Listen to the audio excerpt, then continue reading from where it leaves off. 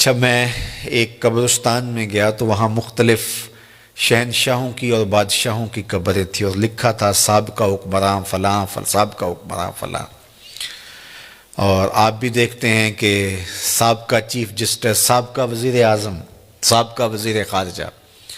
تو میں کہتا ہوں یہ سارے سابقہ ہو جاتے ہیں. اللہ کا ولی قبر میں جا کے بھی سابقہ ولی نہیں ہوتا. کسی قبر پہ آپ نے یہ نہیں دیکھا ہوگا کہ سابقہ ولی لکھا ہو. سابقہ وزیر اعظم ہوتا ہے، سابقہ جرنیل، سابقہ چیف آف آرمی سٹاف، سب سابقہ ہے، ان کے ساتھ سابقہ لگ جاتا ہے. لیکن جو اللہ کا ہو جائے پھر اللہ اسے سابقہ نہیں ہونے دیتا.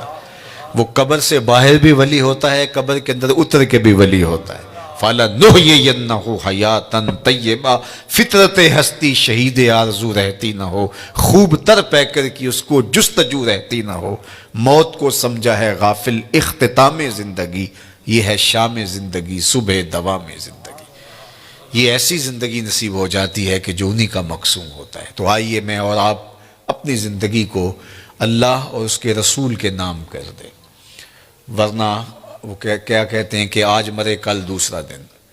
تو زندگی تو ختم ہو جائے گی، ٹوٹ کے بکھر جانے والا خواب ہے. جو کہتے تھے کہ ہم دھرتی کی زینت ہیں، ناگزیر ہیں، کائنات کا چرخ ہمارے حکم سے گھومتا ہے، لیکن زمانے نے پھر ان کو فراموش کر دیا. ان کے ناموں کے ابجد بھی زمانے کو معلوم نہیں ہیں. لیکن جنہوں نے خاک بنا لیا در رسول کی اپنے آپ کو، صدیاں گزرنے کے باوجود بھی وہ سرخرو اور کامیاب ٹھہرے. اللہ اکبر. وہ سر بلند ہوئے جو تیرے نام پہ مٹے، اور وہی سرخرو ہوئے، وہی کامیاب ٹھہرے جو ان کے نام پر مٹ گئے. ورنہ دنیا کے اوپر آنے والے سب لوگ ختم ہو گئے، اور سب لوگ جو ہے وہ مٹ گئے، ان کا وجود اور تشخص بھی باقی نہ رہا. تو میں اور آپ اہل اللہ کی قبروں پر جانے سے ہمیں یہ ترغیب ملتی ہے کہ ہم اپنی زندگیوں کو اللہ اور اس کے رسول کے نام کر دیں. شکستہ قبریں بھی، ٹوٹی ہوئی قبریں بھی ہمیں عبرت دیتی ہیں. آقا کریم نے ایک زمانے میں منع کیا تھا قبروں پر جانے سے، اور پھر ایک وقت گزرنے کے بعد دوبارہ حکم دے دیا، کنت نہیتکم عن زیارت القبور فزوروها. میں تمہیں قبروں پر جانے سے روکا کرتا تھا، لیکن اب میں تمہیں حکم دیتا ہوں کہ قبروں پر جایا کرو. اور اس کی وجہ بیان فرمائی، اس لیے لأنها تذکر الآخرہ، قبریں تمہیں آخرت کی یاد دلاتی. تو جو شکستہ ٹوٹی ہوئی قبریں ہوں گی وہ بھی یاد دلائیں گی یہ کتنے ناگزیر ہوتے تھے. آج ان کے کفن بھی تار تار ہو گئے. اللہ اکبر. حضرت غوث اعظم الشیخ عبد القادر الجیلانی علیہ رحمہ و رضوان فرماتے ہیں، جاؤ قبرستانوں میں جا کر کے دیکھو کیسے کیسے حسینوں کی مٹی خراب ہو رہی ہے. جو بدن پہ چٹکی مٹی بھی نہیں پڑنے دیتے تھے، آج کفن بھی تار تار ہو گئے. اور مرصع قبریں، جن قبروں کے اوپر جو ہے وہ ہجوم عاشقاں ہیں اور لوگ پھول لیے کھڑے ہیں، عقیدتوں کے چراغ لیے کھڑے ہیں، وہ قبریں بھی ہمیں بتاتی ہیں کہ میاں اگر ان کے ہو جاؤ گے تو پھر تمہارا رب تمہیں مرنے نہیں دے گا. فَلَنُحْيِيَنَّهُ حَيَاتًا طَيِّبَةً. نُحْيِيَنَّ کے اندر جو ہے وہ تاکید ہے، نُحْيِيَنَّ، اس کو نون ثقیلہ تاکید کا کہتے ہیں، لیکن آگے موقد بھی کیا گیا حیاتاً طیبہ سے. اللہ اکبر. اچھا، امام قرطبی علیہ رحمہ نے اس کے تحت بڑی نفیس گفتگو کی ہے. وقت کی نزاکت ہے کہ میں تفصیل سے عرض نہیں کر پاتا، لیکن انہوں نے کہا کہ جب وہ دنیا میں رہتے ہیں تو ان کی زندگی حیات طیبہ ہوتی ہیں، دنیا کے اندر بھی حیات طیبہ جی رہے ہوتے ہیں، لوگ ٹینشنوں سے مر رہے ہوتے ہیں اور وہ عیش کی زندگی گزار رہے ہوتے ہیں. اللہ اکبر. اس لیے کہ دنیا کے کم یا زیادہ ہونے کی فکر ان کو پریشان نہیں کرتی. وہ جس حالت میں بھی ہیں اللہ کے شاکر ہیں، اللہ کے شکر گزار ہیں. تو فرمایا کہ حیاتاً طیبہ کا جو مفہوم بیان کیا تو کہا کہ اس کا ایک مفہوم یہ ہے کہ اللہ انہیں استغنا کا نور عطا کر دیتا ہے. استغنا کیا ہے؟ کہ جو اللہ کی طرف سے نصیب ہوا اس پہ واہ راضی ہو گئے، جس حالت میں بھی رکھے اس پہ راضی. مل گیا تو پھر بھی ٹھیک، نہیں ملا تو پھر بھی ٹھیک، کہ یہ دونوں حالتیں اس کی طرف سے ہیں تو بس مجھے مل گیا تو تا بھی ٹھیک، نہیں ملا تو. اور اس کے برعکس لالچ، تو لالچ جو ہے وہ زندگی میں کبھی بھی بندے کو چین اور سکون نہیں لینے دیتا. حال من مزید، آگے بڑھنے کی اور زیادہ دولت کی خواہش اس کو بے سکون رکھتی ہے۔ کوزائے چشم حریصاں پر نشد، تا صدف کانے نشد پر در نشد۔ رومی علیہ رحمہ فرماتے ہیں حریص کی آنکھ کا پیالہ نہیں بھرتا، اور اس کی وجہ کیا؟ فرماتے ہیں کہ جو آنکھ ہے اس کو صبر کا پانی بھرتا ہے، پیٹ بھر جاتا ہے آنکھ نہیں بھرتی، تو اس کو صرف صبر کا پانی بھرتا ہے، یہ قبر کی مٹی بھر سکتی ہے، ورنہ جو ہے وہ آرزویں انسان کو دیوانہ رکھتی ہیں، اور دولت ہونے کے باوجود بھی قرار قلب نصیب نہیں ہوتا۔ اور دوسری جانب جس کو استغنا کی دولت نصیب ہو گئی تو پھر وہ جس حالت میں بھی ہے اس کو قرار قلب نصیب ہے۔ تو طمانیت قلب یہ دولت ہے، تو یہ اللہ اس بندے کو دیتا ہے جو ایمان کی شرط پر صالح اعمال بجا لاتا ہے۔ پھر اس کے پاس تھوڑا ہے تو پھر بھی خیر ہے، زیادہ ہے تو پھر بھی خیر ہے۔ اگر زیادہ ہے تو اللہ کی مخلوق کے لیے نفع کا ذریعہ ہے، اگر تھوڑا ہے تو پھر بھی وہ اس پر صبر اور شکر کرتا ہے۔ اللہ اکبر۔ تو ایک معنی اس کا استغنا بیان فرمایا، دوسرا معنی الرزق الحلال امام قرطبی نے بیان فرمایا کہ اس کا مطلب یہ ہے کہ جو اللہ کے بندے ہوتے ہیں ان کا رزق حلال اور طیب ہوتا ہے۔ دیکھو میری اور آپ کی قسمت میں جو لکھا ہے وہ ہمیں ہر صورت میں ملے گا، اب اس کو حاصل کرنے کے لیے ہم طریقہ حلال اختیار کرتے ہیں یا حرام کرتے ہیں، تو وہ طریقے کی وجہ سے وہ رزق حلال یا حرام ہو جائے گا۔ تو جو میرے مقسوم ہے وہ مجھے مل کے رہے گا۔ صحیح حدیث پاک ہے کہ جب بچہ شکم مادر میں 120 دن کا ہوتا ہے تو فرشتہ آ کے 3 چیزیں لکھ دیتا ہے، اس کا رزق بھی لکھ جاتا ہے، اس کی عمر بھی لکھ جاتا ہے، اس کا شقی اور سعید ہونا بھی لکھ جاتا ہے۔ میرے والد گرامی رحمۃ اللہ تعالی علیہ جب میں شعور کی آنکھ کھولی تو مجھے بارہا کہتے تھے کہ رزق تو اللہ نے کتے کا بھی لکھا ہے، تم تو انسان ہو، تو رزق لکھا ہوا ہے۔ مجھے اور آپ کو جو بھی مل رہا ہے وہ اس لکھے سے نہ کم مل رہا ہے نہ زیادہ مل رہا ہے، وہ لکھا مقسوم رزق ہے، اس کے اندر کمی بیشی نہیں ہے۔ ہاں اگر ہم خیر کے اعمال کریں گے اس میں برکت ہوگی، وہ مبارک ہو جائے گا، لیکن وہ مقسوم لکھا ملے گا۔ اب اس کو حاصل کرنا کیسے ہے؟ چاہے حرام طریقے سے اختیار کر لے چاہے حلال طریقے سے اختیار کر لے۔ میں ایک سادہ مثال دیتا ہوں کہ اہل مجلس کی جانب سے آپ کے لیے کوئی سحری کا انتظام کیا ہوا ہوگا، تو بعد میں وہ آپ کو سحری دینا چاہیں تو ایک آدمی اپنی جگہ پہ وقار سے بیٹھا رہے، تو ظاہر ہے انہوں نے تو جتنے لوگوں کا اندازہ تھا اس کے مطابق انتظام کیا، تو ان کا ذمہ دار آدمی آگے بڑھے گا اور عزت سے اس کے سامنے رکھ دے گا، اور ایک آدمی چھچورا ہو اور وہ آگے بڑھ کر کے وہ اس سے سحری چھین لے تو وہ بھی اس کو بھی مل گئی، لیکن اس کے چھچورے پن سے سب دیکھیں گے کہ یار اگر یہ بیٹھا رہتا تو وہ بیٹھا تھا، اس کے لیے بھی انہوں نے حصہ رکھا تھا اور اس کے لیے بھی تھا، تو یہ صبر نہ کر پایا، اس چھچورے پن کی وجہ سے اس پر ملامت ہوئی۔ یہ بات ذہن میں رکھیے کہ رب نے میرا اور آپ کا رزق لکھا ہوا ہے، الٹی چھلانگیں بھی لگائیں تو اس سے زیادہ نہیں مل سکتا اور اس سے کم بھی نہیں مل سکتا۔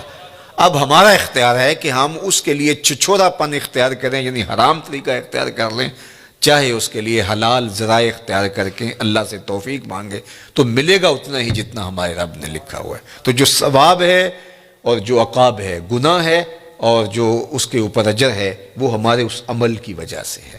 تو اللہ جل شانہ اس کو حیات طیبہ عطا کرتا ہے، اس کا ذہن ایسے بن جاتا ہے کہ حرام کی طرف اس کی نظر ہی نہیں اٹھتی، وہ ہمیشہ حلال ذریعے سے اختیار کرتا ہے۔ یہ ہے جو ہے وہ حیات طیبہ کا مفہوم امام قرطبی نے بیان کیا ہے۔ لیکن اللہ تعالیٰ جل شانہ یہ اگر توفیق دے دے، دل کے اندر یہ استقامت عطا کر دے تو پھر ہی ممکن ہوتا ہے، ورنہ ہم نے دیکھا ہے کہ یہ محبت ہی ایسی ہے دولت کی کہ اس کے لیے اکثر لوگ حلال اور حرام کی تمیز اٹھا دیتے ہیں، ختم کر دیتے ہیں، اور جب رزق پاک نہیں رہتا تو کچھ بھی پلے نہیں رہتا، یہ بات ذہن میں رکھیے گا۔ بلکہ حضور علیہ السلام نے اس شخص کا ذکر کیا جو لمبا سفر کاٹ کے مکہ المکرمہ میں پہنچا ہے اور کعبۃ اللہ کے سامنے کھڑا ہو گیا ہے، یمد یدیہ، اور اس نے ہاتھ یوں لمبے کیے ہوئے ہیں، ایسے لمبے ہاتھ کر کے دعا مانگ رہا ہے۔ وَمَطْعَمُهُ حَرَامٌ وَمَلْبَسُهُ حَرَامٌ وَمَشْرَبُهُ حَرَامٌ وَغُذِيَ بِالْحَرَامِ فَأَنَّى يُسْتَجَابُ لِذَلِكَ، لیکن اس نے جو کھایا ہے وہ حرام ہے، جو پیا ہے وہ حرام ہے، جو لباس پہنا ہے اس کے تار و پود حرام کے ہیں، اور ہاتھ لمبے کر کر کے دعائیں مانگ رہا ہے۔ اللہ کے محبوب فرماتے ہیں مجھے بتاؤ فَأَنَّا يُسْتَجَابُ لِذَالِكَ، اس کی دعا کیسے قبول ہو جبکہ اس کا بدن حرام رزق سے پلا ہوا ہے، اس نے جو لباس پہنا ہوا ہے، جو حرام کے 2 کپڑے پہنے ہوئے ہیں وہ حرام سے ہیں، اب رو رہا ہے ہاتھوں کو لمبا لمبا کر کے، یمد یدہ ہے، لمبے لمبے ہاتھ کر کے کہہ رہا ہے یا رب یا رب، لیکن وہ مطعمہ حرام و مشربہ حرام و ملبسہ حرام و غذی بالحرام۔ تو پھر بلکہ علماء نے یہ لکھا کہ اگر رزق پاک نہیں رہتا تو اپنی دعائیں تو قبول نہیں ہوتی، نیک لوگوں کی دعاؤں سے حصہ بھی نکال دیا جاتا ہے۔ جب اللہ کے نیک بندے پوری امت کے لیے دعا مانگتے ہیں تو امت میں یہ بھی شامل ہے، لیکن رزق ناپاک ہونے کی وجہ سے ان کی دعا کا جو اس کے لیے حصہ تھا نکال دیا گیا، ان کی دعا اس کے حق میں قبول نہیں ہوتی۔ تو حلال جو ہے وہ حیاتاً طیبہ کا امام قرطبی نے دوسرا مفہوم بیان فرمایا کہ رزق حلال اللہ اس بندے کو نصیب فرماتا ہے۔ اللہ اکبر۔ تو اس کا ایک معنی، ایک مفہوم یہ بھی بیان فرمایا گیا کہ صبر کی توفیق، اور ایک مفہوم یہ بھی بیان فرمایا گیا استقامت علی الدین، دین کا پر استقامت، اور دین پر چلنے کی توفیقات کا نصیب ہونا۔ بعض لوگوں کو توفیق خیر کی نصیب نہیں ہوتی اور وہ نیکی کا کام کرنا چاہیں بھی تو نہیں کر پاتے، اسباب ہی نہیں ان کو اس طرح کے، چونکہ یہ جو ہمیں اچھائی کی نیکی کی توفیق ملتی ہے یہ بھی اس کے کرم سے ملتی ہے۔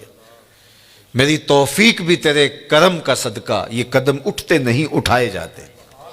تو بعض لوگ جو ہے وہ کوشش بھی کر رہے ہوتے ہیں لیکن ان کی توفیقات ساتھ نہیں دے رہی ہوتی، اور پھر وہ دوبارہ پلٹ کے، میں نے بہت لوگوں کو دیکھا ہے کہ وہ ارادہ کرتے ہیں نہیں ہم اس طرح نہیں اس طرح چلیں گے، ان کا دماغ یہ کہہ رہا ہوتا ہے کہ میں غلط چل رہا ہوں، مجھے صحیح چلنا چاہیے اور میں یوں چلوں گا، ارادہ بھی کرتے ہیں لیکن پھر پلٹ کے وہاں آ جاتے ہیں۔ تو اس کا کیا مطلب ہوا کہ توفیقات عزدی ان کے شامل حال نہیں ہے، ان سے برائی کے اسباب ان کے لیے کھلتے ہیں، نیکی کے، اچھائی کے، خیر کے اسباب ان کے لیے نہیں کھلتے۔ لیکن حیات طیبہ کا مفہوم یہ ہے جب کوئی بندہ اچھے اعمال کے ذریعے ایمان کی شرط کے ساتھ رب کو راضی کرنے میں لگ جائے تو اس کا پھر حیات طیبہ کا دنیا کے اوپر مفہوم یہ ہے کہ اللہ اس کے لیے نیکی کو مقسوم کر دیتا ہے، اس کے قدم ہی اچھائی کی طرف اٹھتے ہیں، برائی کی طرف وہ جاتا ہی نہیں ہے، اور یہ اس کے لیے خیر کا راستہ ہوتا ہے۔ میں اور آپ دیکھیں یہ حیات طیبہ جو اولیاء کی زندگیاں ہیں، یہ اللہ ہمیں بھی عطا کر سکتا ہے اگر ہماری طلب سچی ہو۔ جتنی محنت ہم دولت دنیا کے لیے کرتے ہیں اور جتنے گھنٹے اس کے لیے کام کرتے ہیں، جتنی دماغ سوزی ہم اس کے لیے کرتے ہیں، کیا ہم اس سے آدھی محنت بھی دین کے حصول کے لیے کی؟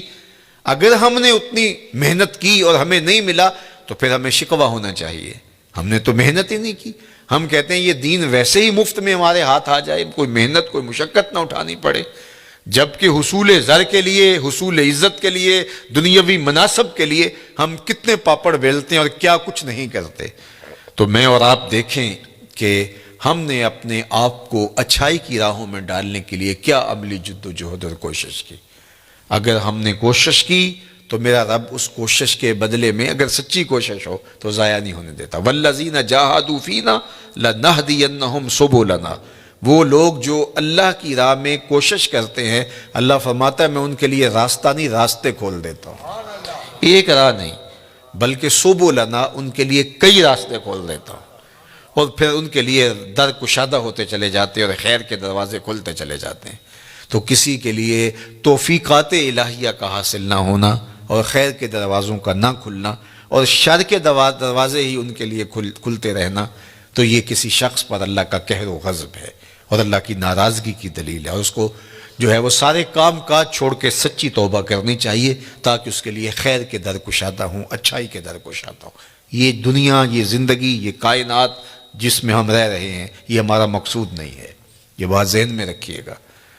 اللہ تعالیٰ جل شانہ نے مقصود اپنی رضا کو ہمارا بنایا ہے، اور ہم یہاں دنیا میں آئے ہی اسی لیے ہیں۔ یہ دنیا بوائی کا موسم ہے، آخرت کٹائی کا موسم ہے۔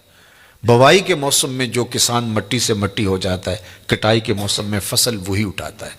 اور بوائی کے موسم میں جس نے جو ہے وہ ہل چلایا نہیں اور بیج ڈالا نہیں، سہاگا دیا نہیں، جڑی بوٹیاں تلف نہیں کی اور پانی نہیں ڈالا، تو کٹائی کے موسم میں وہ فصل نہیں اٹھا سکے گا.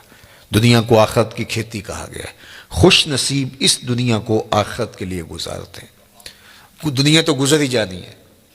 یہ روزے کا مہینہ ہے، تو جو روزہ نہیں رکھتا دن تو اس کا بھی گزر جاتا ہے، اور جو روزہ رکھ کے گزارتا دن اس کا بھی گزر جاتا ہے.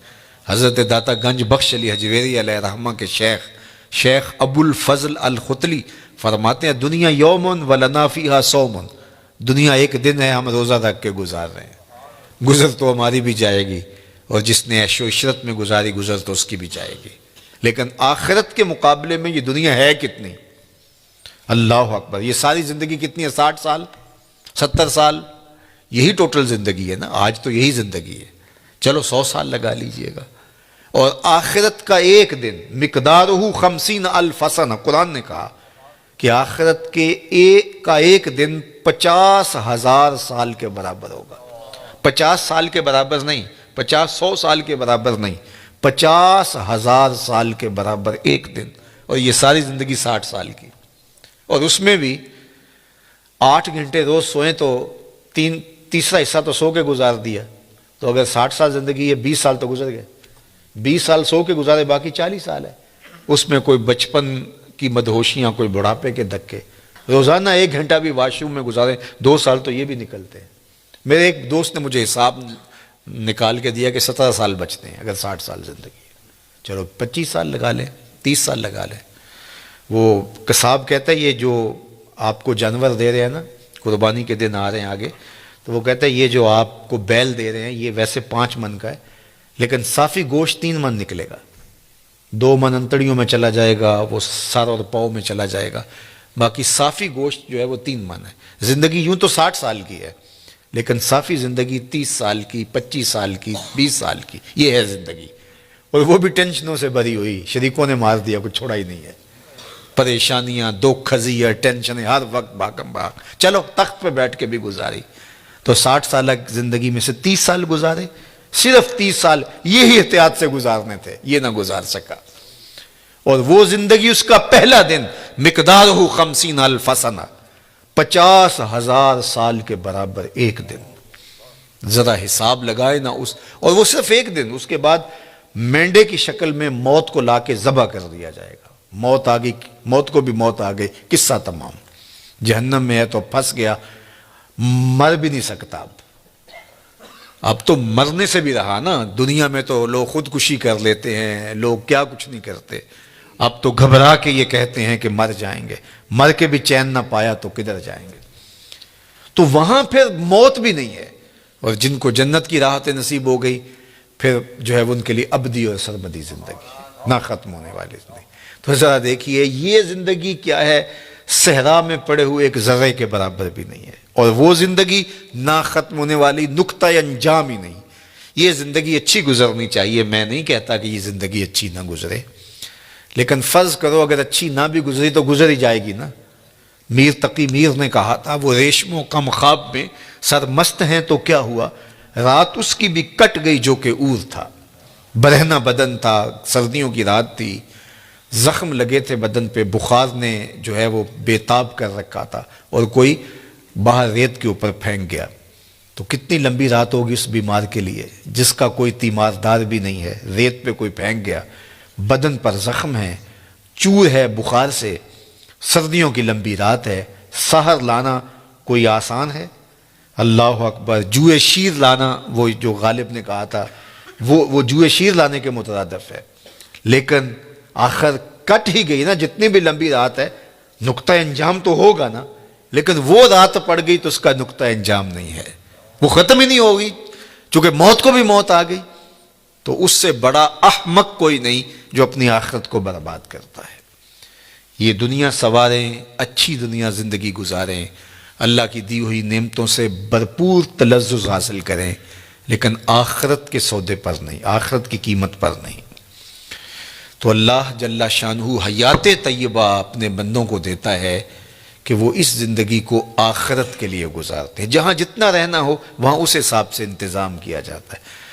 میں ایک دفعہ اٹلی سے گزر رہا تھا تو مجھے وہاں کچھ نوجوان منڈی بہاؤالدین کے کہنے لگے کہ آپ ہمارے ساتھ اگر چائے پی لیں.